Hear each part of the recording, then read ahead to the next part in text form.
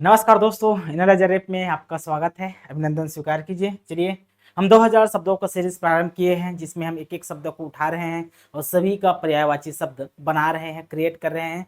ऐसे शब्द चुन रहे हैं दोस्तों जिनका साहित्य में स्थान होता है। क्यों? क्योंकि ऐसे शब्द का ही पर्यायवाची शब्द परीक्षाओं में पूछे जाते हैं। ठीक ना? तो आज का हमारा शब्द है क्या? राधा की पर्यायवाची शब्द। राधा की पर्यायवाची शब्द का साहित्य में बहुत ज्यादा स्थान है, इसलिए राधा की पर्यायवाची शब्द भी पूछ लिए जाते हैं। ठीक ना? तो राधा की पर्यायवाची शब्द बनाने से पहले इसके बारे में कुछ विशेषता है, उनके बारे में जान लेते हैं।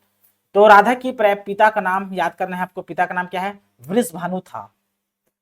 राधा के पिता का नाम वृषभानु था, तो वृषभानु से इनके पर्यायवाची शब्द बनेंगे।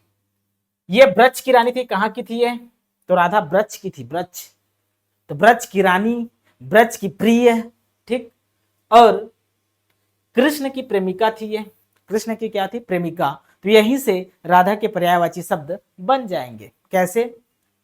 तो पिता का नाम वृषभानु था, तो क्या हो जाएगा? वृषभानुजा कहा जाता है राधा को। वृषभानुजा, जा मतलब स्त्रीलिंग, जो जन्म लिया है जिससे, तो वृषभानुजा।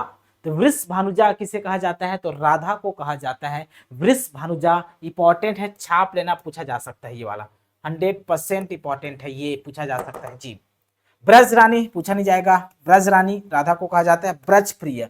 तो ब्रज की जो प्रिय है मतलब राधा, ब्रज की जो रानी है अर्थात राधा, तो ब्रज रानी, ब्रज प्रिय, राधा इंपॉर्टेंट नहीं है। वृषभानुजा इंपॉर्टेंट है।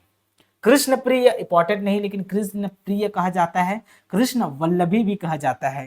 कृष्ण वल्लभी, कृष्ण प्रिय, यह राधा को कहा जाता है। ठीक है जी। आशा करता हूं राधा के सभी पर्यायवाची शब्द आपको याद हो गए होंगे। मिलते हैं एक नए कंसेप्ट के साथ, तब तक के लिए बहुत बहुत धन्यवाद। Thank you.